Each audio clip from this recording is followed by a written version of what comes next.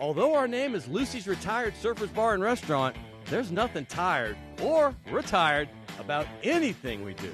Meet Me at Lucy's has been our slogan and battle cry for nearly 3 decades in New Orleans. Located in the heart of the Warehouse District, Lucy's has truly been the destination spot for nearly every occasion. Whether it's happy hour after work, before and after Saints and Pelicans games, or just a delicious bite to eat at all hours, Lucy's is the perfect place to meet up, hang out, and unwind for a great time. And while you're there, you should try one of our signature surfing cocktails, like the Shark Attack or Blue Whale. And for the truly courageous, our famous Scorpion Tequila Shot. Remember, Meet Me at Lucy's is our slogan, but don't forget to bring your favorite pooch, because our lifeguard chair is always open.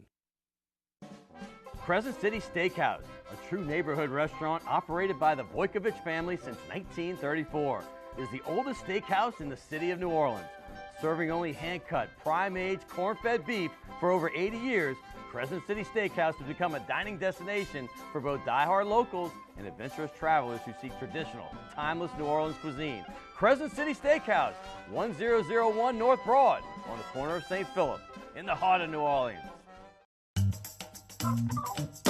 Fall in love with autumn with PJ's new seasonal lattes. Our pumpkin latte brings you all the flavors of a pumpkin pie, with hints of cinnamon and nutmeg, like your favorite holiday dessert in a cup. And our s'mores latte, with flavors of toasted marshmallows, warm milk chocolate, and graham cracker cinnamon, is sure to bring back campfire memories. The PJ's Fall Seasonal Lattes, available at your local PJ's only for a limited time. So here's the bottom line.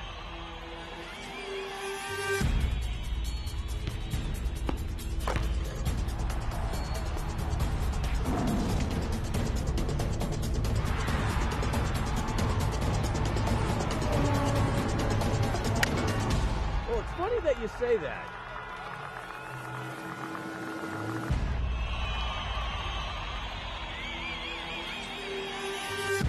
Let me tell you.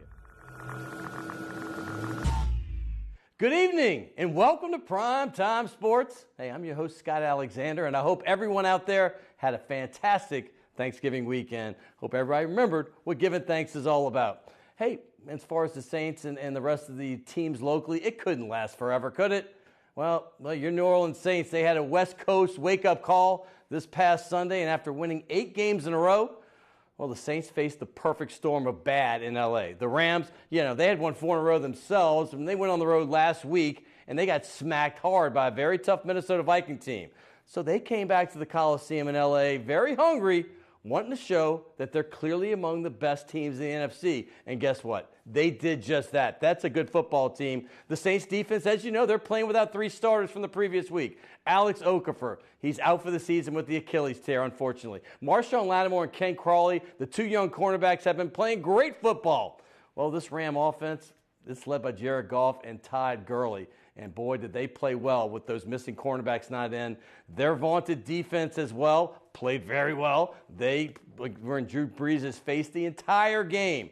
So a loss was obviously bound to happen. After 8 wins in a row, you're not going to continue to win. But it's better to get the wake-up call now, in my opinion, rather than the next 9 days, because that's where the Saints face the Carolina Panthers on Sunday. And then the hated arch-rival Atlanta Falcons on the road a week from Thursday. Hey, Carolina's tied with the Saints at 8-3. The defending NFC champ Dirty Birds, hey, they're lurking just behind at 7-4, making this divisional trio easily the best in the NFL. Hey, in other news, the LSU Tigers, they look great Saturday. They dismantled Texas A&M and their beleaguered lame duck head coach, Kevin Sumlin, 45-21. Hey, the Tigers finished strong. They won 6 of their last 7 games, and they're awaiting word right now of which New Year's weekend bowl they'll be in search of that elusive 10th victory. They need to get that for Ed Ogeron in his first full season, and good luck to them. Hey, my heart, though, goes out to both Tulane and Nichols, who both suffered excruciating goal line losses, which ended their season. Hey, in the basketball news, your New Orleans Pelicans, well, they've won 3 of their last 4 and are now firmly in playoff discussion. As the season progresses, hey, Boogie Cousins is the first player in the NBA this season to have both 500 points and 250 rebounds. And how about our star Anthony Davis? He was named the NBA Western Conference Player of the Week.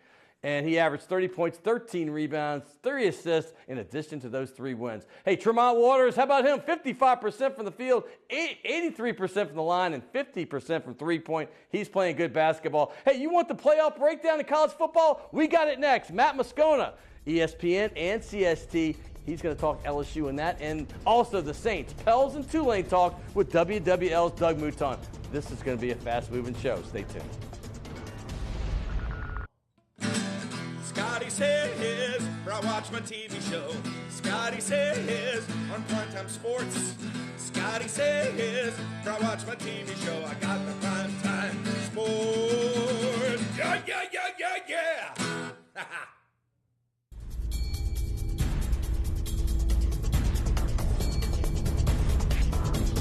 Welcome back to Primetime Sports. And like I said in the open of the show, it's going to be a little different. I only have 2 guests today. And I got 2 of the best information guys that are out there. Seriously. Next week we're going to get back to coaches. I'm going to have, hopefully, Willie Fritz is coming on. I've got Pete Jenkins and some other guys coming in next week. But this one, we're going to talk all about the teams that you love. College football, obviously, the Saints, the Pelicans. Right now, my first guest, though, he is from Baton Rouge. He is with ESPN 104.5. It's 104.5 ESPN Baton Rouge, but it is down here in New Orleans as well at 100.3. He's also got the new show right here on CST, and that is every day from 3 to 6 after further review, AFR. His name is Matt. Well, before I say that, everybody wants to know, is it Matt Moscona or Matt Moscona? Or Moscona. Hey, man, when you got as many vowels as I have, people say it as many ways as they can, you answered anything. Well, I was curious because Colin Cowherd used to be Colin Cowherd. Right. And then he had the show, and it became Colin Cowherd. And yeah. Joe Theismann became Joe Theismann when he ran for the high school. Sure. So is it Moscona or Moscona? I say Moscona, but I'll answer to anything, man. But I'll stick to Moscona. Moscona sounds right, but I do know this on your show. Great show, by the way, each and every day, 3 to 6, and I'm so happy you're down here in New Orleans as well. It's been awesome, man. When Jerry Gisclair approached us about teaming up with 100.3 and going into syndication, it was kind of a new territory. I don't know that a Baton Rouge-based show had ever been syndicated in New Orleans, but I always say one of the great things about doing sports in South Louisiana is the crossover between the markets with Baton Rouge and New Orleans. Because, of course, you have all the LSU teams, but in a blink, because of the population crossover, you can talk Saints, you can talk Pels, you can talk regional things like SEC. So it's been a great marriage, man. I'm thrilled to be on in New Orleans. Well, you're also on across the state and the Gulf because, listen, this is on WLAE and CST, and CST gives you a whole new audience, obviously, not just being on TV, but you get the entire Gulf Coast. You got the entire states of Louisiana and Arkansas. What has this new TV part meant for you? I know you've been streaming it for 3 months on the website, but now it's on network as well. It's remarkable. I actually had a sponsor. And I figure, and something I've learned, Scott, just doing the show and understanding the way people consume media now is you have LSU or Saints fans all over the world. Maybe it's military or someone that for work has moved to a different part of the country, and they'll stream you. They'll find a way to consume you. Absolutely. Podcasts, online streaming. It's a new world. It really is. And so I figured that there would be people outside of South Louisiana that would find us on CST. I figured it would take some time. I actually had a sponsor last week tell us they got an online order from someone watching the show in San Diego. It's so that's very cool. CST is so powerful, man. You realize the power that arm of television delivers, and it's thrilling. It's exciting for all of us to be able to do TV, to be partnered with CST, and the brand that they've built for the last 15 years. Before we get into LSU and the big college picture, I kind of like first-time guests to kind of get to know them a little bit. Tell people where you're from. I didn't realize you actually grew up in New Orleans before moving to Baton Rouge, but give us a little history. Yeah, man. So my whole family's from New Orleans. Grandparents all still live here. I was born at just a few blocks from here at Lakeside Hospital, as my mom will say, at the old Lakeside before they built the new addition before to they it. got the fancy. Right, which is probably now like 30 years old. Right. But anyway, so born there. Grew up in New Orleans East. Went to St. Pius, and in the summer of '89, my dad got a job in Baton Rouge, so we uprooted, moved to Baton Rouge, and mostly been there ever since. Went to Catholic High in Baton Rouge, LSU, and proud almost like I've heard the Catholic High references, Darius Geis. You should be proud. Catholic High is once again in the state finals, and I'm calling a couple of those games for I think De La Salle U High. I would get to call that on WWL. What a game that's going to be! It's going to be fun. But no, you went to Catholic High and then LSU. Talk about those experiences. I'm so fortunate to have gone to Catholic. Now, if I had stayed in New Orleans, I would have been a Brother Martin guy. So my dad did 2 years at Aloysius. Absolutely. They merged with Coriezu, and then he finished at Brother Martin. So Brothers of the Sacred Heart are deeply rooted in our family. I loved my time at Catholic. And truthfully, on the show, I'll always do the Catholic High thing. Right. And in part, it's because I can be a bit of a troll, and I just love to screw with people when it's easy. So, and that always jabs people in the eye. But yeah, Catholics had a great run, man, with Darius and Clyde Edwards-Helaire at LSU now, and man, it's just the school itself, the brothers, the faculty. I'm very fortunate to have gone there, and you know, Scott, I love, like most people here, you grew up loving LSU sports. Sure. But having gone there and gone through the manship school and gotten a degree from LSU, I have such a fondness for the university and all that it provided me as well. So while I think we all kind of pull for LSU sports, man, I just have such an affinity for the university also. And a great segue, because I forgot one of the guys I mentioned that did mention is going to be on the show next week. Went to Brother Martin and LSU. Tommy Clapp, his There you go. son Will, is an offensive line with this team. Tommy was a bad man in high school and with LSU. Hey, but going further, let's talk about LSU, because I listen to your show regularly, and you are fair when you discuss the team. You're not a homer. When it's down, it's down. Yeah. And that's the difference between some shows and other shows. But the fact of the matter is, LSU, it wasn't looking good. The Mississippi State game was a precursor to what was about to come against Troy. LSU doesn't get blown out. In the entire Les Miles era, I think it happened maybe once when it was over 21 points. I don't know if he got beat by more than 21 more than twice, I think. Fact is, they got whooped on the road, and then the Troy game speaks for itself. Yeah, they bottomed out this year with the Troy loss. And people, when they try to kind of grade Coach O on this first season, I think you can't ignore the first 5 weeks of the season. Sure. The rebound was super impressive. Right. And maybe, Scott, like they needed that rock bottom moment to be able to rebound, sort of the trampoline effect. I'm curious if they had pulled the win out against Troy, would they? Yeah. Would maybe some of the infighting and some of the questioning have persisted? Because look, winning. That's a great point. Winning can mask deficiencies. Right. No Okay. question. When they played Chattanooga in week 2, they had double-digit penalties. They had a touchdown by DJ Chark called back by penalty. Yeah. They had a lot of issues in that game, but when you score 40 and you win big, if you point out the negative, what you tend to hear is, oh, why are you being so negative? Right. They won by 4 touchdowns. Trust me, well, but if you do that on the road in the SEC, you're going to get waxed. And that's what happened against Mississippi State. They had 2 touchdowns called back, double-digit penalties again, and they lose by 30.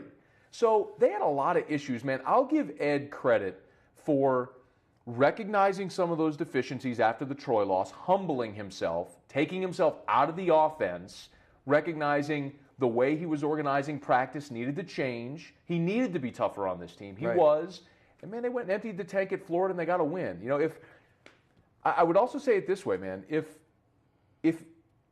Eddie Pinheiro at Florida doesn't miss that PAT, and LSU loses that's the a great. remember, That's a great point. They go to Florida, Oh, yeah. and they gave a great effort. They emptied the tank. Right.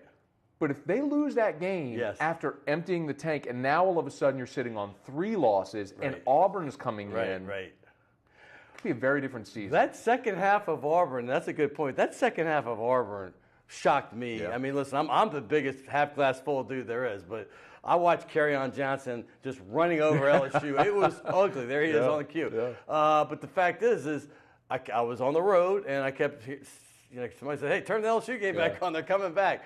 Were you as shocked as I was about that? Because that turned the season around to me.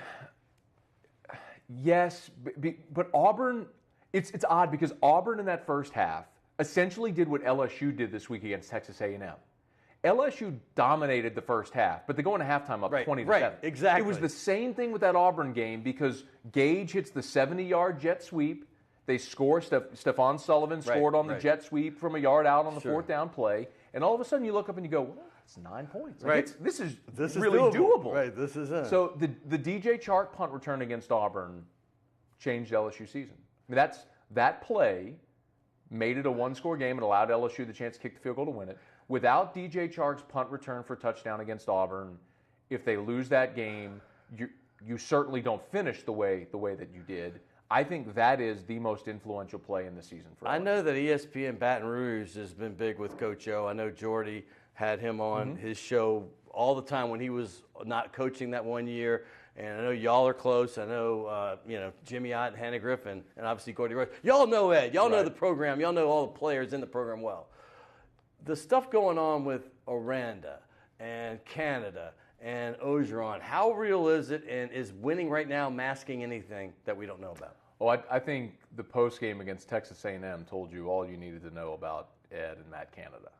So when tell us, because I wasn't in town. All right, so Ed Ogeron goes into his post game and he's asked point blank, do you expect Matt Canada to be back next year, to be a candidate for a head coaching job? And typically, that's an instance where a head coach props up his assistant and say, we're so proud of the job he's done and you want everybody to advance, but we'll do everything we can to keep him here because we love the job they're doing, right? And Ed's response is essentially, boy, he'll be a head coach and I hope he gets it.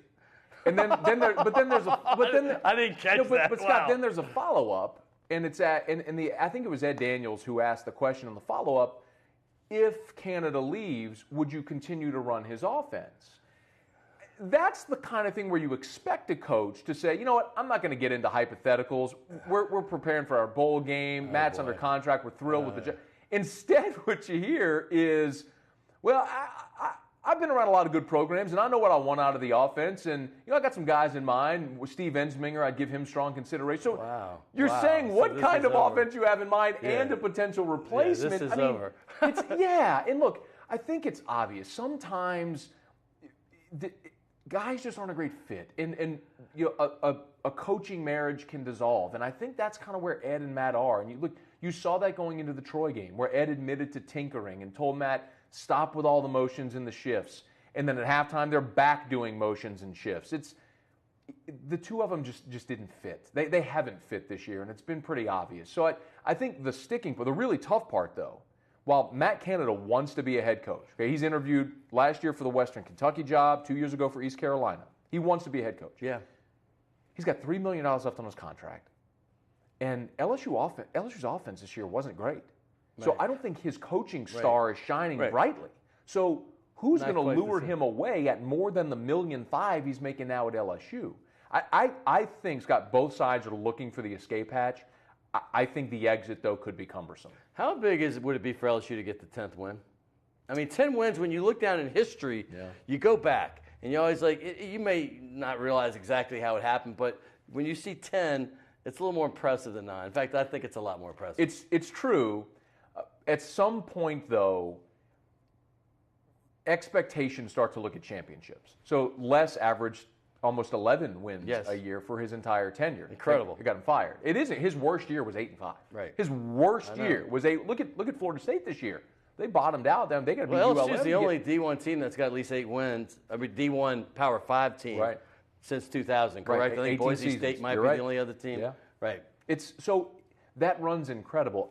I would agree that I think if Ed were to get to that benchmark this year in year one, considering the way it started, and maybe most importantly, why maybe historically you're right. People look back and say 10's more impressive, and I do agree with that. But when you look around the SEC right now, where half the league is changing coaches, LSU looks like a pillar of stability. You get to 10 wins, you're going, look, Ole Miss just hired its interim, who was 6-6. But nobody wanted to touch that job. Well, I mean, look at what's happening at Tennessee. Florida had to settle for its third coach. Mississippi State just lost its greatest coach in history to Florida. Right. You look around the conference and the division, A&M still looking for a coach. I mean, LSU looks like a pillar of stability right now. This man's good at what he does because you got my segue already going. Because we're talking coaches. And I was going to say, what about this fiasco debacle going on in Knoxville? I'm going to give you the floor because this is unbelievable. It all happened within hours. I think I think in this industry, sometimes you pick your spots, right? And I think something that bothers me a lot about sports media is there becomes this reactionary echo chamber. And if it's Baker Mayfield grabbing his crotch and everybody's up in arms, you can kind of ignore it and be like, fine, he's going to lose his captaincy. When it's something like what happened to Greg Schiano, I think it is dangerous and extremely disappointing. Yeah. This is a guy who, if you truly go back and look at the Free Report that Louis Freeh published, from Penn State, 400 people interviewed, hundreds of pages. People lost jobs. People went to federal prison over this. Yes. Greg Schiano was never questioned. Never. Let alone charged or convicted with anything. There was one passing comment, third hand by Mike McQueary, who basically said under oath on deposition that he had a conversation 14 years prior with another assistant coach, Tom Bradley, who allegedly had a conversation with Greg Schiano 10 years before that, where Schiano allegedly told him he saw something with Jerry Sandusky. Third-hand conversation of which there's not a shred of evidence, of which also Bradley, under oath, denies, and Schiano denies. We have convicted a man of something so heinous as covering up child rape based on a 25-year-old third-hand allegation. It's nuts. It's funny you mentioned these guys. It is insane that happened. Tom Bradley is a great dude. I just said my history. He was dating a girl that I worked at Fox with years ago. Really? He recruited the South. So he was always down in Atlanta, and he was Paterno's guy for years, and just a fantastic guy. And I got to interview Schiano when he was at Miami. People forget when Butch Davis was there taking Larry Coker, trying to took over. He was their DC. But then the guy goes to Rutgers. 11 years. They got significant. They all of a sudden became a team that you had to prepare for. And then, obviously Tampa Bay didn't work out, so his star went down, and now Ohio State. I just think the man was treated rudely and wrongly. And he'll never be a head coach again, which is unfair. And my guess is he's going to sue Tennessee and win in a massive way. But I agree with you. And, I mean, your knowledge of college football, I think you would agree with me based on hearing what you're saying. Would Greg Schiano, it's mind-boggling to me, to people who discredit Greg Schiano's time at Rutgers because his record was 68 and 67. Right.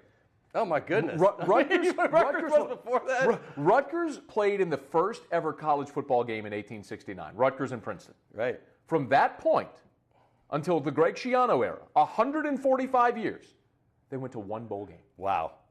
You could make the argument that's a great that stat. Rutgers was literally the worst major overall college football program. Yes. And he got them to number 2 in the country. Yes, he did. Ray Rice. He went to 6 bowl games. He made them relevant. He got them into the Big Ten, Scott. That's amazing. Greg Schiano, to poo-poo this man because of 2 years in Tampa is insane to me. You mentioned recruiting Miami, recruiting South Florida, ties to Pennsylvania, and now Ohio. If you're Tennessee, you have to cast a wide net to recruit. I thought that would have been a great hire. Hey, real quick, we got to move on, okay? Because I got a lot to talk. Me and you could do this for 2 hours straight. I can do 3. 3. That's great. But by the way, did Florida get the right guy in Dan Mullen? You mentioned the greatest coach Mississippi State has ever had. Now he's back in Gainesville where he won a national championship as an OC for offensive coordinator with Tim Tebow, et cetera. Safe hire, but a good hire. Dan Mullen no longer is going to have to recruit 3-star JUCO players like he did in Starkville. He can go recruit the best players in the country, and he'll get them. And I think he'll do just fine at Florida. Big picture, we got to get into what's going on in college football. We got 7, maybe 8, maybe even more teams that are still alive for this championship. How do you see it shaking out? There's always chaos. The easiest scenario that the committee is praying for is Oklahoma wins, Wisconsin wins, and then the winner of ACC championship, SEC championship they're in.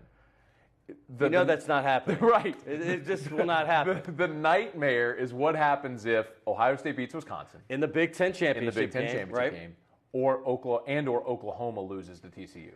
Because if that happens, then you're starting to weigh resumes of 2-loss teams or a 1-loss Alabama, who their best win is over a 9-3. No doubt. But there are losses against Auburn on the road, which is, they're going to take all this into account. So there's so many scenarios we can play out, but let me just play one. Let's assume Oklahoma wins. Okay.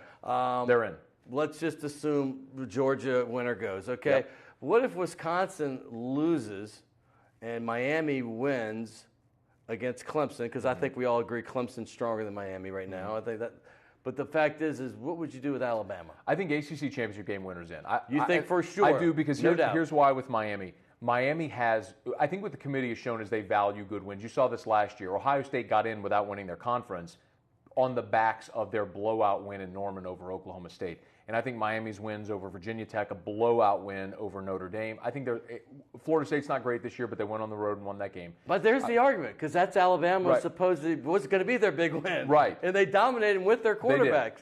For about 3 quarters. But yes, I think Miami's resume is stronger than Alabama's. Alabama this year might be a victim of a down SEC. You realize Alabama's cross-divisional opponents, their East opponents, Vanderbilt and Tennessee, combined one conference win, and it came against the other team. It is. So I think Alabama, in my opinion, should be out. For me, they would not be in regardless. I would take Ohio State on the strength of their strength of schedule and strength of wins over a one-loss Alabama. Despite getting romped twice, and right? And I'll tell you, and the other reason. But didn't they get housed twice? They did by Oklahoma, Like Iowa? by Oklahoma and by Iowa. The Iowa thing is really inexplicable. But Right. again, I think what the committee has shown is strength of wins, Yeah. not the casualty of their losses. You saw this last year with No, Ohio State. I get it. But the other thing that I don't think the committee will do that I place value on is winning a conference championship. I think if you don't win your conference, you shouldn't play for the national championship. No, I get there's a big argument there. And I remember when LSU, we all remember 2011, perhaps, and I can argue that being the greatest regular season maybe in history. Yeah. I can actually argue it. Yeah, you can. And then they had to play Alabama again. I was foolishly of the ilk of the kind that would say, hey, they're the second best team at the moment. Let's have another. Dumbest thing ever. And that's what no one in this playoff wants, is to get an angry Nick Saban who has a month to prepare into this game without having to earn it, like you just said, in a championship game, correct? I agree. I want conference champions in the playoff. So if Ohio State beats an undefeated Wisconsin, they would have a win over Penn State. Yes, 2 big losses, but one to an Oklahoma team that quite possibly is in the playoff. I would put Ohio State in over Alabama, just because I don't see anything on Alabama's resume. Blind resume. Take the name Alabama off of it. Where's the impressive win this year? And not having the opportunity to play for a conference championship, they wouldn't, in my mind, Alabama is in a similar spot as Wisconsin is, but Wisconsin's undefeated. Wisconsin hasn't beaten a ranked team all year. No doubt. You know, but they've gained in my respect week by week, though. You just keep winning. winning. Watching the way they play football, I do appreciate them. Hey, by the way, you're a rising star, and I'm proud of what you're doing from afar. I shouldn't say proud because I don't know you that well. But no, Thank you. No, I look from afar. I'm like, this guy's really doing his thing. But, you know, you were on Paul Feinbaum. You probably be on several times. But I have to laugh because Paul Feinbaum didn't show you the show, the respect. I don't know if you even noticed this. What did he do? Because he took the R out of further. After further review, 104.9. By the way, it's 104.5 and simulcast on 104.9. But I don't know if you ever saw that. I never saw that. Hoping to get the sign in, but I had to throw that in. That's the Alabama in Paul coming at the further review. Yeah. But anyway, like the judge from My Cousin Vinny. The 2 Utes. I knew. I'm right on the page with you. Hey, we have a gift certificate for you. There's a place called Shades de la Shades. It's a great spot uptown. Bring your wife. It's a great wine bistro, but it's a great place, great food, and check that out. Also, we have a little tradition here. We sign the ball. My pleasure. I know you wanted to sign over I'm somebody. signing over Jacques Doucet's As long as you name. don't sign over Les Miles. Well, anyway you want, you can find maybe a spot on there. But by the way, congrats on all the success you're having. The TV show is fantastic. Check them out, literally 3 to 6 every day. If you're in your car, obviously turn on 104.5, or here in New Orleans, 100.3.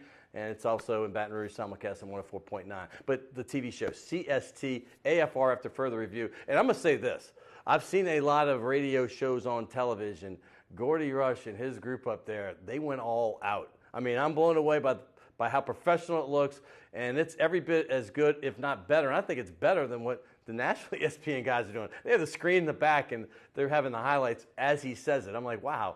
As a guy that's been in TV for years, I'm like, who's producing this stuff? Because that is not normal for a radio show on TV. So congratulations. Thank you. Hey, coming up, I told you this was just an information show. Next week, I'm going to bring the coaches in. We're going to bring Tommy Clapp in. Obviously, for you Nichols fans, I forgot to tell you, Tim Rebo is also going to come in next week. We're locked and loaded. But this is all about the teams you love.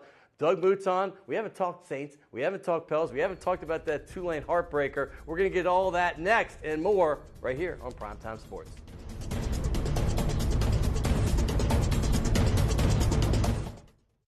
The owners of the Delachaise Wine Bar on St. Charles Avenue have opened up their newest creation uptown on Maple Street called Chez Delachaise, a new local wine bistro featuring a larger menu of small and large plates, a brighter atmosphere, and full table service. Additionally, patrons can enjoy a large patio out front as well as an extensive wine list offering selections from around the world. It's Chez Delachaise, 7708 Maple Street between Carrollton and Broadway. Rock and roll will never die. It's old New Orleans, my, oh my. Come on, baby, let's go rock and roll at the city lane. All night, let's roll, let's rock and roll. Baby, do the rock and roll. At the mid-city lanes, the home of rock and roll. Although our name is Lucy's Retired Surfers Bar and Restaurant, there's nothing tired or retired about anything we do. Meet Me at Lucy's has been our slogan and battle cry for nearly 3 decades in New Orleans. Located in the heart of the Warehouse District, Lucy's has truly been the destination spot for nearly every occasion. Whether it's happy hour after work, before and after Saints and Pelicans games, or just a delicious bite to eat at all hours, Lucy's is the perfect place to meet up, hang out, and unwind for a great time. And while you're there, you should try one of our signature surfing cocktails, like the Shark Attack or Blue Whale. And for the truly courageous, our famous Scorpion Tequila Shot. Remember, Meet Me at Lucy's is our slogan, but don't forget to bring your favorite pooch, because our lifeguard chair is always open.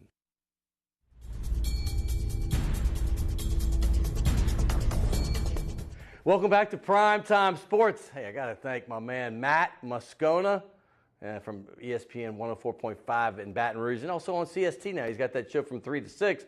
Hey, we're moving forward with one of my main standbys. I love him. You know him. His name is Doug Mouton, and he is with WWL. He is their sports director. Hey, we've already talked LSU, so we're going to get more into the Saints and the Pels and a little bit about that heartbreaker that Tulane had at SMU. But welcome back to the show, my friend. Thanks for having me. It's been way too long. Way too long. It's been way too long. By the way, I mentioned this in the open, but Alvin Kamara, I mean, this has been unbelievable. You've been on him from the start. From the start. Thank you for mentioning it. But this guy went from being, hey, maybe he plays like third downs. Adrian Peterson's around. He is now the offensive rookie of the year. And by the way, he is in rarefied air with Gale Sayers being the only guys in NFL history as rookies to have multiple 150-yard gains with touchdown receiving and rushing. And here's the other one. 500 yards receiving, 500 yards rushing minimum, 8 touchdowns after 11 games. That's only happened one other time. That's Herschel Walker, to me the greatest running back in history, at least in college for sure. And he's in even more rarefied air with Mark Ingram. I mean, these two as a tandem after 11 games. Both have 1,000 yards from scrimmage. Right. Both have 8+ TDs.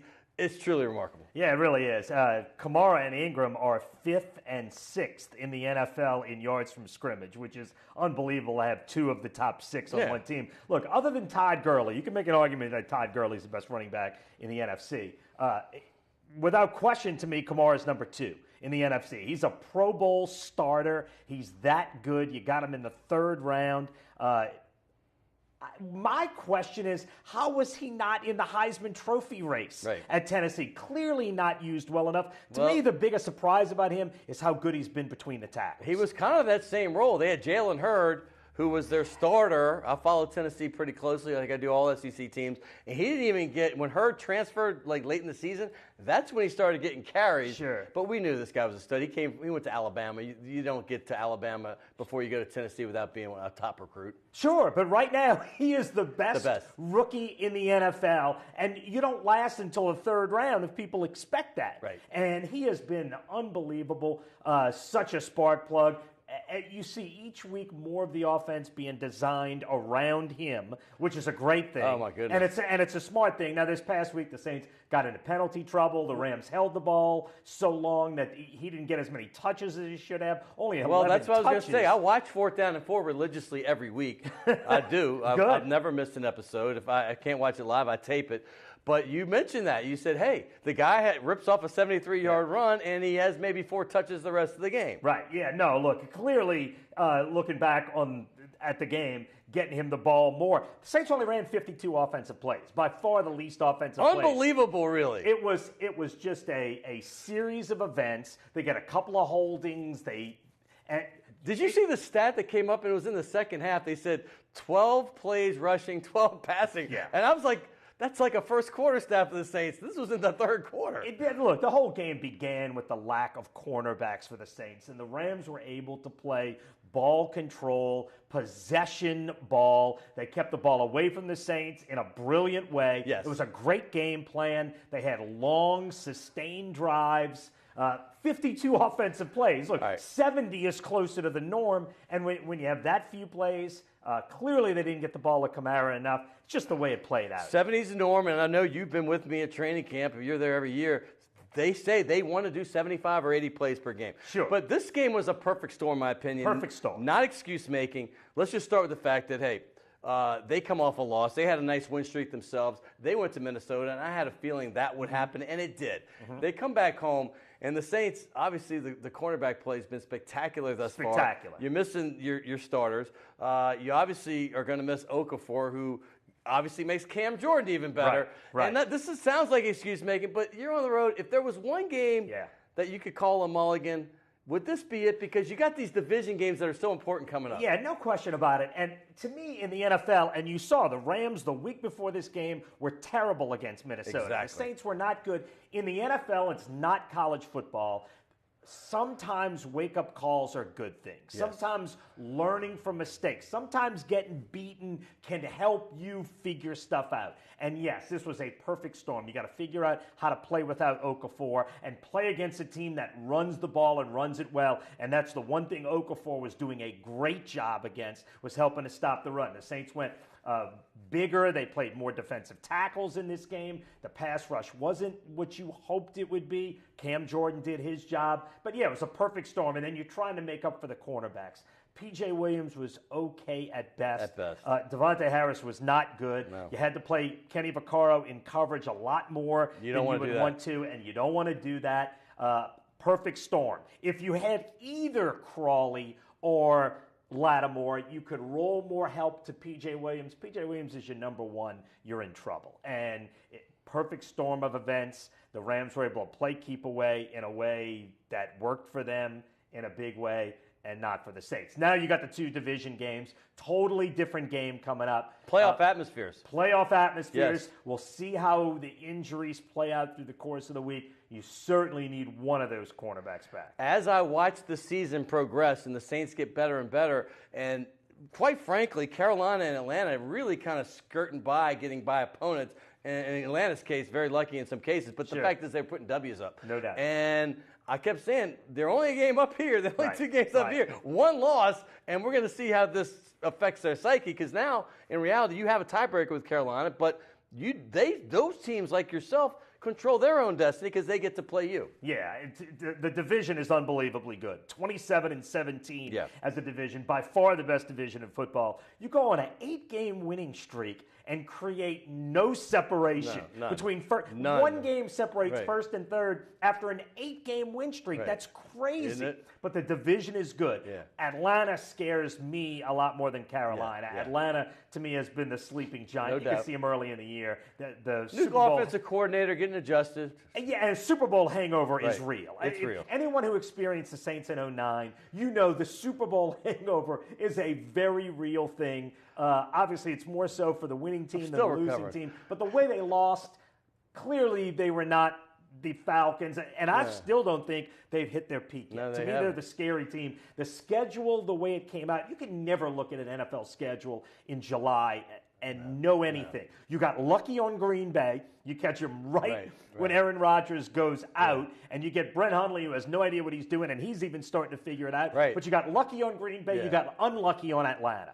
You wanted Atlanta in September when they were having their hangover. Now the Falcons are starting to put it together. And you get them on the road on 3 days rest. You get them on the road on 3 days rest. Julio Jones is playing better, and you have to have Lattimore back to play Julio Jones. The Saints don't have anybody else on that roster who can play him. So we'll see how these injuries play out. The Saints do a great job of disguising or keeping injuries secret, which is the way you play the NFL. we'll have to see during the course of the week how these guys come back. Right now, there's a 7-4 team that's out of the playoffs in the NFC. Right. I mean, that'd be Seattle at the point, but right now, that's how close it is. You lose to Carolina, Atlanta, you are likely on the outside looking in. Am I wrong? No question about it. No question about it. 10-6 may not get you in. May not get you in. Which is crazy because that always gets you in. I think it will, but you got to look at 11 wins at this point. You still have the Jets coming up. You hope that's a win. You still have Tampa on the road, who you think is going to have cashed in their chips by then. We hope. So then you've got the 3 games, 1 with Carolina, 2 with Atlanta. You got to win at least 1, hopefully 2 of those 3. And if you win 2 of those 3, you should be the division winners. You hope. Ooh, give me a forecast. Look, I like the Saints' chances against Carolina. Cam Newton has never scared me as a quarterback. The way you beat this Saints team is with quarterback play. You saw Jared Goff do it. I don't think Cam Newton can do it. I don't think they can beat the Saints running the ball. So I like the Saints' chances, and then we'll see Thursday. Thursday, the one in Atlanta is the one that scares me. Hopefully you can, if you split with Atlanta, that's still good enough, but we'll see. I agree. I just wish if you had Okafor, and I know... And Okafor's not coming back. He's not coming back, but you got the cornerbacks, and then you're missing a main cog. I'm not as confident as I once was. I still feel very good about it. Speaking of a team that I was feeling very confident about after a 2-game win streak, and I actually called the upset that did not happen, was up in Dallas, SMU and Tulane. And I know SMU's been playing pretty good football themselves. They're no slouch, and on the road, that's always tough. But Tulane showed me a lot of moxie. Yeah. In that game, in this 3-game almost win streak, talk about that ending and just talk about Tulane as a whole and where they come from. Well, I think the program is definitely headed in the right direction. Although I will say this, for Willie Fritz, this next 3 months is huge. He has to show this recruiting season that he can recruit Louisiana. He hasn't done it effectively yet, but now he's been here for a couple of years. We should see more of a Louisiana base from his recruiting class. That's going to have to be where his meal ticket is. Got to get it. That's got to be his recruiting base. Look, the SMU game really did play to Tulane's strength. What Tulane can do, they have DBs. Parry Nickerson is an NFL cornerback. Yes, Donnie Lewis is terrific on the other side. Yep. So SMU, the way they throw the ball, played towards Tulane. Tulane was solid against a bowl team. I certainly thought it looked like a touchdown. Yeah, let's talk about that real quick. On the last play. There it is right there. You couldn't quite see the elbow. That's the angle that may tell you that maybe they got it right. Yeah, but it was hard to tell. You went for the touchdown, which was the right call. You went for the win. Tulane loses by 3. Obviously, could have kicked the field goal and gone to overtime. Well, I like the idea of going for it. It was a nice play by Jonathan Banks, who sure seemed to be getting it by the end of the year. Taron Ankalad, both of those guys are back. You do lose Dontrell Hilliard. You're going to lose a significant chunk of the pieces that Curtis Johnson had left him. Curtis Johnson had not left the cupboard bare. No, he got solid team. So that's why this recruiting season is so big for Willie Fritz. Clearly, he took good steps forward, but let's see what this recruiting season brings. We don't usually do this, but I'm bringing Doug Mouton back because we're going to talk Pelicans coming up next. By the way, for you Tulane fans that question whether they should have gone or kicked it, remember the Army game? They took a lot of chances and it worked out. It doesn't always work out, but I'll take Willie Fritz and the way he thinks on the football field any day of the week. Hey, coming back, we're going to talk Pelicans. Boogie, he's doing some historic things. And Anthony Davis, the Western Conference Player of the Week, right now, next on Primetime Sports.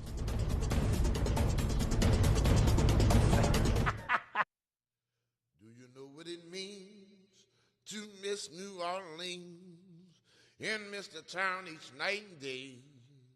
I'm longing for the feeling gets stronger each moment I stayed away. Do you know what it means to miss New Orleans and watch real sports each night and day? Zababo zabo do zay, zababo do do.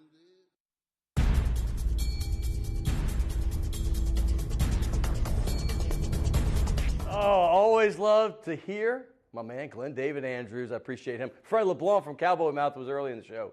And don't forget, next week we're going to have a star-studded show. Pete Jenkins, the recently retired defensive line coach at LSU and several other places. Tommy Clapp, who played for him, his son now plays at LSU. Willie Fritz, and we're going to have some more of even that. I mean, Tim Rebo from my man from Nichols, who's done a fabulous job. Fabulous job. By the way, quick plug for Nichols. Oh, Tim Rebo did an unbelievable job. Yeah.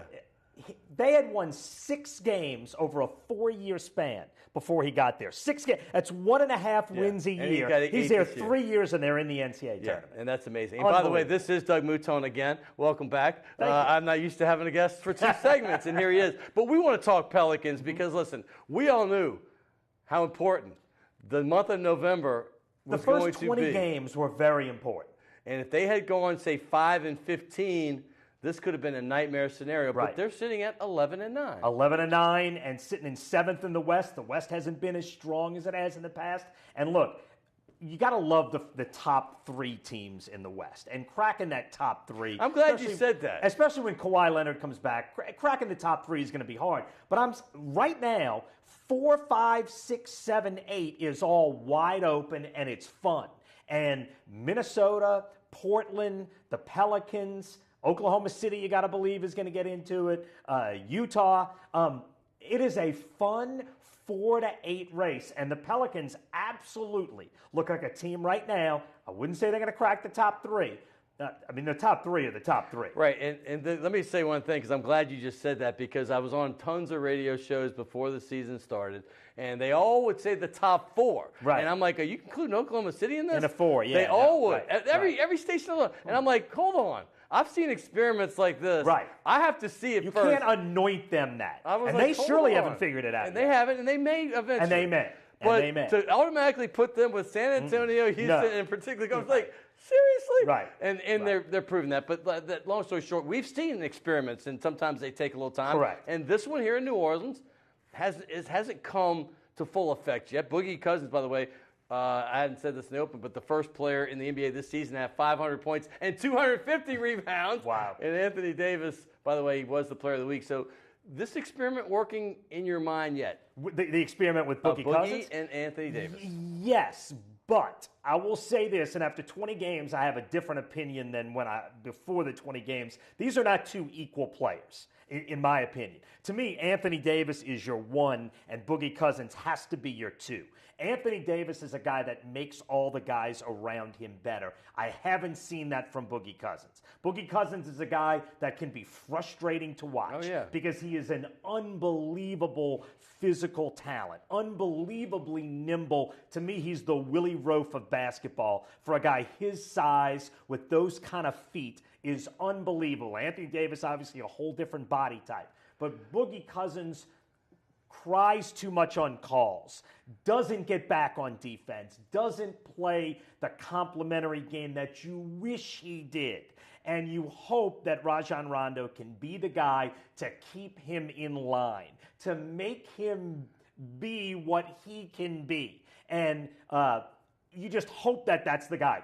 Anthony Davis doesn't have to be told how to play basketball. No. Anthony Davis does everything right. The only knock you can come up with on Anthony Davis is he plays such a full-out wild game that he hurts himself. And he's not the body type of Boogie Cousins that can take the NBA. Anthony Davis, to me, is the unbelievable talent. And if Boogie Cousins can figure out how to be the complementary player to Davis, then I think this team can be really, really good. Does that make sense? It makes sense, but you're almost reading my mind again, because back to basketball in a second. But did you say Anthony Davis is the Willie Roaf of the team? No. I said Boogie Cousins is the Willie Roaf of the team. My point because he's an unbelievable body. No, the only reason I'm saying that is because crazy good feet. Willie Roaf's about to be on the show in 3 weeks, just so you know. December 18th, mark it down for the second time. And Willie Roaf's the best offensive lineman I've ever seen and probably will ever see, because he was crazy athletic with great hands and like ballet feet on this massive body. Unbelievable. Right. But now going forward, what I got out of this, and this is what I said when I heard we were getting Rajon Rondo to come to New Orleans, I knew that the game would be easier for the people he plays with if he's happy. Right, and here's the thing. Right. Would you agree that this Pelicans team is as hot and cold? I mean, it could go a number of ways for the next 62 games, right? Right. Because they're a bit as someone in France would say, fragile.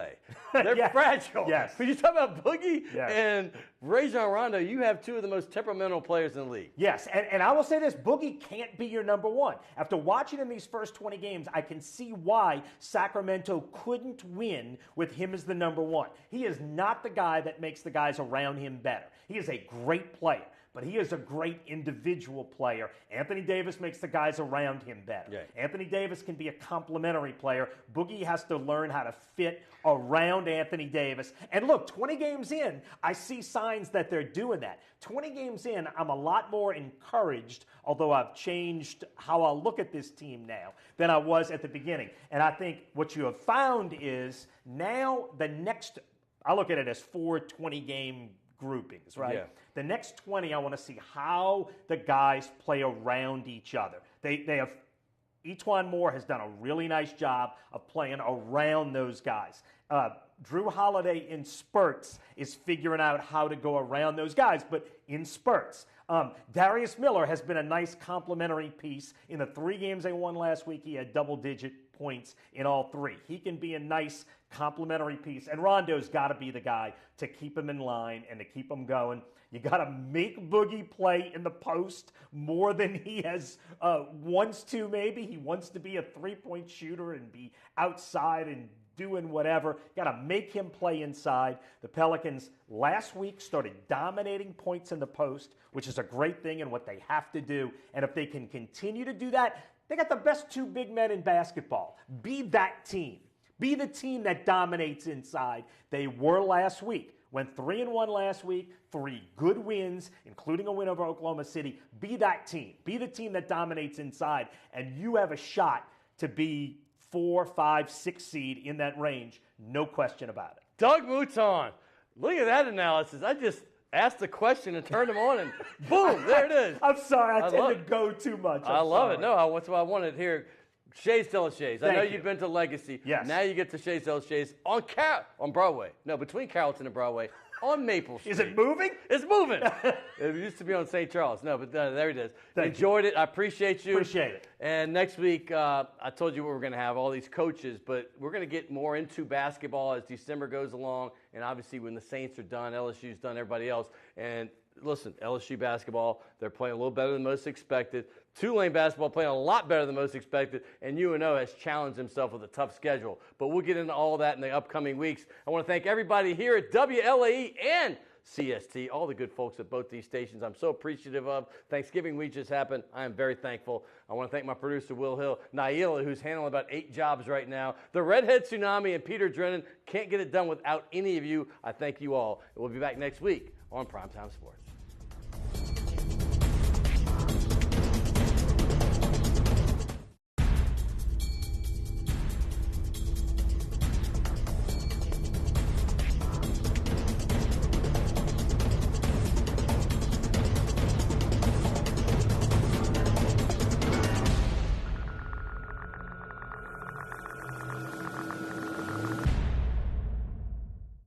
Although our name is Lucy's Retired Surfers Bar and Restaurant, there's nothing tired or retired about anything we do.